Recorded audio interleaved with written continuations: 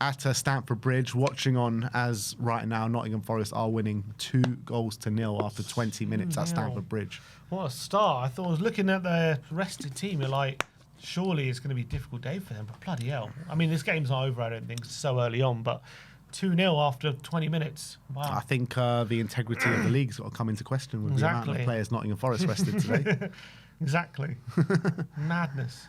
Toffee Blues says, relegation Richarlison unlocked for Spurs. Come on, Rishi.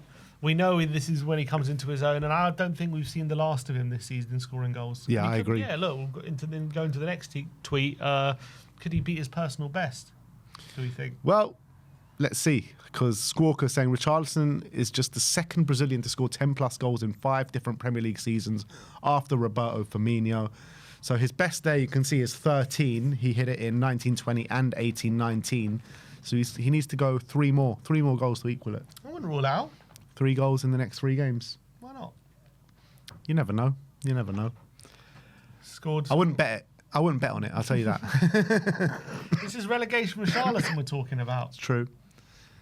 I think maybe 1 or 2 more. I don't know if he's going to get 3 or 4. But let's hope so. Let's hope so. No context Tottenham saying one of our own. There we go. Unbeaten since Peppa Pig joined the club. Who would have thought that was what we needed? Peppa Pig collaboration. To be fair, Peppa Pig and West Ham have done a collaboration as well. It's not working out too well for them. Brilliant. This was a moment that Kolo Muani had with the Spurs fans yesterday. And yeah, I was sitting right there, obviously, in the away end, and it was great to see. Yeah. It was what a moment for him, especially all the criticism he's taken and all the stuff. So it was really great for him to be shown the love from the Spurs fans yesterday after what was a really strong showing from him. And we've seen little clips in other games, the passion he's been shown on the touchline. So I think look, there's been a narrative he doesn't care, he doesn't want to be there, and maybe there's elements of truth to it. But I think there is a guy there who cares. Yeah, you might be right there, and I think that's what he's shown in the last couple of games. I think in terms of the criticism that's come his way, I think it's been warranted with the performances that he's put in.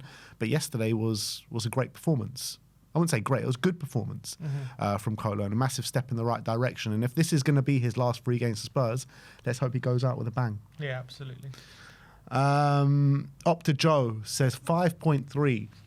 Tottenham have won possession in the final third on average 5.3 times per game under Roberto De Zerbi in the Premier League so far, the highest average for any team under a manager this season.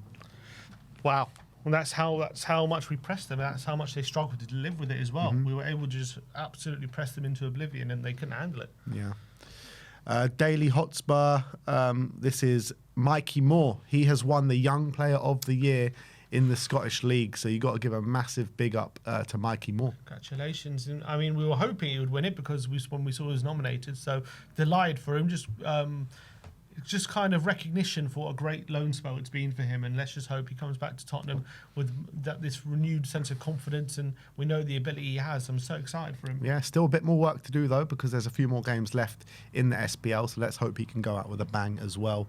This is Pedro Porro's game by numbers. 8 out of 8 duels won, 7 final third entries, 6 tackles, 3 clearances, 3 ball recoveries, 1 chance created, 0 fouls conceded, not dribbled past once as well. Defensively flawless from Pedro Porro. And that's an element of his game, isn't it, that gets highlighted, his defensive work. But yesterday was completely top notch. Yeah, fantastic. And it wasn't an easy task because up against Morgan Rogers, and Rogers just couldn't handle Pedro Porro. Pedro just dominated that side. And when Porro's in that kind of form, when he's defensively on it, we know he's one of the best fullbacks in the league. He can be. Squawker have also said that there's been just 3 instances of a Tottenham defender contesting 8+ duels in a Premier League game and winning 100% of them across the last 10 seasons, and 2 of those have been Ben Davis in 2019 and 2023, and then the third one was yesterday with Pedro Porro. Fair play to Ben Davis. Yeah, true. Mr. Black, this is Tottenham since signing Peppa Pig.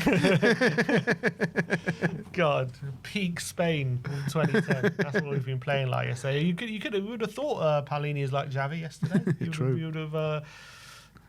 You should sign Peppa Pig up on a permanent. Exactly. Give him the reins. Squawker again saying Tottenham have won back-to-back Premier League games for the first time since the opening 2 matches of the season. Spurs have picked up more points in the last 2 matches than in the previous 14 games combined. It's insane. That is mad. Yeah. Well, he's won more than Tudor and Frank, hasn't he, this year? Yeah. Because they haven't won at all. It's madness. But how is that? We've won more points in the last 2 than the previous 14. That's mental. It's just insane how we've let it get to this stage. Yeah. This one says, if De Zerbi delivers the 5 wins from Friars, it may eclipses Ange's second season trophy statement. What do you think about that? What's got more aura, saying I always win for a club that never wins and ends up winning a trophy, or for a team that never wins a game and hasn't won a game for 4 months and De Zerbi just goes, yeah, we could go 5 from 5. And then the next 2 are wins. I mean, I think it runs it close. I would say Ange probably got clowned on his statement more than De Zerbi. But as well, when De Zerbi said it, we were all like, what the hell are you on about? Yeah. No chance of winning 5. No chance of winning 5 games, and now we're 2 for 2. So I would say winning, just because it's winning, I think there's in a trophy. I think that probably just has a slightly bit more aura to it. Yeah. But 5, I mean, it does run it close if we do go 5 for 5. I don't think it runs it close. I think that comment from Ange is probably one of the coldest moments in Premier League history. Like, for a team that haven't won a trophy in that long, you know what I mean? But it's up there, De Zerbi's. Yeah, I guess it's up there. But that Ange comment was probably one of the best of all time. Tetrunk says Thomas Frank's ineptitude is increasingly resembling of a bloke off the street being put in scrubs and told to perform open heart surgery. That's what it seems, given the bloody how we've been playing for most of the season. It's like incredible. De Zerbi just like 3 weeks in, he's like, I can sort this out, guys. Just get them playing again. Like, what have we been doing for the whole season? Honestly, what have we been doing on the training ground? Nothing. It's literally. crazy. And it just makes a mockery out of this Igor Tudor thing. Like, why did we get him in? Like, the biggest waste of time ever. What have we been doing for this whole season? Literally, if we would have thrown the book at De Zerbi, like we throw it at him after Tudor at that point, he probably would have come. Yeah. And we would not be in this mess right now. 100%. Next one is the Premier League panel saying consents a big mentality change in Spurs at Villa Park. Turning point, the aggression, organisation in the high press and organisation in the deeper block with players doing their defensive jobs. Look how Paulinho, Porro, Gallagher were celebrating tackles, tactical fouls, grit. Yeah, and I think you saw the passion from the players, like when they're making tackles. It's something we probably haven't seen a lot of this season, like celebrating tackles, like it's goals, tactical fouls, taking players down when they need to be taken down. Like, it's something that we've just been devoid of this season. It's been so easy, like, to play against, like to play through. Yeah. In fact, remember when we played Villa in the FA Cup, like that goal they just cut through us, like bam, a couple of passes right down the middle, and not one challenge. All season. Like, not one challenge. But I'm saying, because it's like Villa to Villa, Villa to Villa. You can see in that FA Cup game, the goal they scored, I remember they just played 2 passes down the middle of the pitch without one intervention. And look at the difference yesterday. Yeah, so true. Robert says Villa started more first choice players than Tottenham. Repeat, started more, including their captain. What about that? What about that? I reckon that's true, man. I was very similar, honestly. Well, in terms of the Villa lineup, they had Martinez, Cash, Tielemans, Rodgers. So that's 1, 2, 3. That's 4 starters that you can say are definite starters. For Spurs, we had Porro, Van de Ven, Udogie. It's hard to say. I mean, Bentancur you can probably put as 1. That's it. 4. Yeah, I think so. So 4-4. The integrity of the league took a bashing yesterday. It's insane. Yeah. And then people are saying that the Villa, like, rested players. Like, we have our whole team bloody injured. Like, how can you expect to win any game in those circumstances? But I don't understand what they expect from Aston Villa. They've got a European semi-final next week. Why did no one call into question the integrity of the league when Andrew was resting players last week? Because Spurs were losing, so they didn't care. Exactly. All right. Liam Murphy. It's mad, but if it's not for a 95th minute equaliser for Brighton, De Zerbi would have 3 back-to-back wins with literally half of the first team out injured. This is some unbelievable performance. It's so true, isn't it? And also, you look at the first game, we lost it because of a mad deflected goal. Exactly. So we could easily be seeing here 10 points from 12. We should be, really, but It's just crazy how quickly he has turned it around. I mean, we were saying after the Sunderland game, because we didn't play that well in that game. We're like, oh God, and even he can't turn around because he had 10 days with the team before that game. But just goes to show the more time we have with him, the better we're getting. Yeah. Matt Hayes says Van der Vaart's double in 2010, Bale's hat-trick in 2012, Kane's free kick in 2014, Son's winner with a broken arm in 2020, then his hat-trick in 2022, Werner rounding off a 4-0 win in 2024, the fight in 2026. Sometimes going to Villa Park is fun. Yeah, I definitely had fun yesterday. Yeah, we've had some good moments, haven't we, at Villa Park? Yeah. We've had a lot of iconic moments. Absolutely. Yeah. Opta Joe says Tottenham Hotspur have won consecutive Premier League matches for the first time since the opening 2 games of the season. Timely. Insane. It's insane it's taken us that long. To be fair, it took Amorim 18 months or something to win 2 back-to-back games. But he's done it as well with a half team. And he's done it within 3 weeks. Imagine we stay up what this guy can do with a bit of backing behind him as well, with a fit squad. This guy, he's got the special sauce. He really does. He knows it. He's got the really magic does. Stardust. He's the one. De Zerbi's the one. XG philosophy, Villa created 0.00 until the 96th minute against Tottenham. Nuts. They just didn't have. They barely had a kick. Well, they clearly didn't. We were just so dominant. Premier League saying Spurs love picking up points on the road. Only Arsenal and Man City have more away points than Tottenham this season. That is mad, considering the run that we've just been on. Considering we're 17th in the league, it's absolutely insane that we are 3rd in the league for away points. That's mad. How are we near the relegation zone and 3rd in the league for away points? It just makes no sense. If we were just like if we were just a bit below average away from home, we'll probably be in Europe. I mean, at home, sorry. Might be in the title race. Like, it's mad. If we were just not utter shit at home, like we might be in a European spot right now. Yeah, we're 19th in the home table and 3rd in the away table. Make it make sense. Like if we were just like 13th in the home table. Yeah. What was 13th? How many 23 points. That would be another 12 points. So we've add 12 points to our tally. Where will we be right now? If we add 12 points, we would be on. We'd be 9th. That is a European battle. Yeah. We'd be above Chelsea. If we were just 13th for home points, we'd be above Chelsea. That's how disastrous our home form has been. Yeah. Adam says, just a reminder of the 11 we put out in the same fixture last season, 6 days before we played Bilbao. Reguilon played in that game. Yeah, look at this team. Kinski, Spence, Danso, Davis, Reguilon, Gray, Sarr, Odebert, Son, Moore and Tell. The integrity of the league must be questioned. God, it's ridiculousness. Yeah, and we were expected to win games with that. Like, come on. Adam Nathan says, cannot overstate the importance of West Ham not beating Palace reserves last Monday night. They had a chance to completely kill us against an equally rotated team as Villa put out tonight and sat on the point. It still may be enough in 3 weeks' time, but it kept us alive. I think 100%. Yeah, you know what I mean? Like, nobody questioned the integrity of the league then, did they?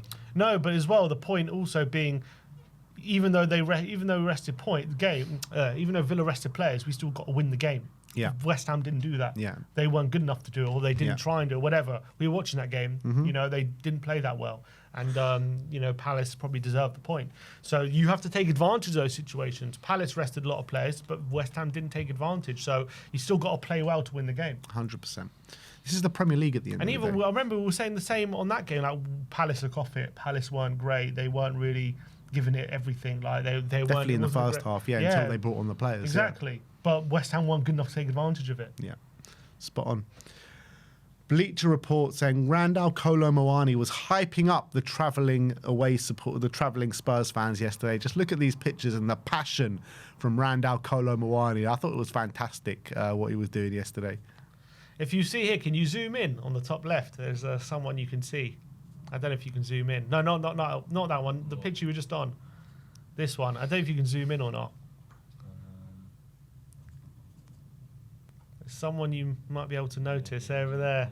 Yeah. There he is. You guys can zoom in on your screen. There you go. There's someone.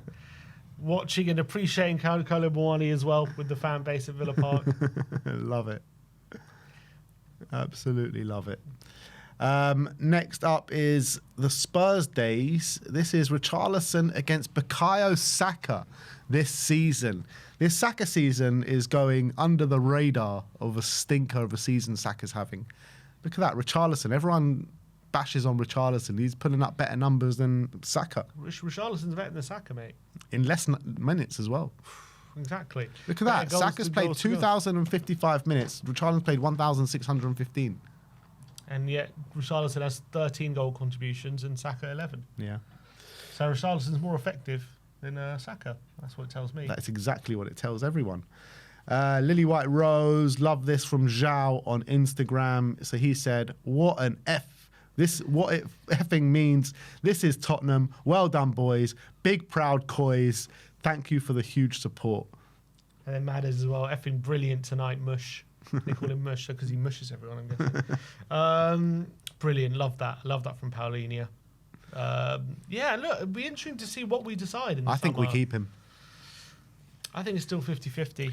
I think De Zerbi really likes him, man. I think all managers like him. It's just whether he suits us. I think, like... There's nothing not to like about him. You need a different variety, you know. You need variety of styles and players. And I think at what Paulinia does, you know, there's not many better than him. No, he's in very specific things. He's probably one of the best in the league. We know that. I think when you're winning a game, let's say going in the last 20 minutes, you know, to bring on Zhao is a great tool to have. To be fair, I wouldn't be surprised if we do it just because there's not going to be that much money for us this summer. But I think he's a good tool to have. I really do. Yeah, he's got his uses. He definitely has his uses. So I'm not like massively against signing him. I just wouldn't have him as first choice. And he's clearly got a good mentality on him as well. Yeah, he's probably good for the dressing room. Yeah. Luca says, wait a second. If we beat Leeds and West Ham lose to Arsenal and Newcastle, we are safe before we even play Chelsea. What a scenario that would be. Yeah, a few ifs and buts there, but it's not beyond all realms of possibility. I mean, that's probably the most likely scenario, to be honest. Yeah, you would say that. It's pretty crazy.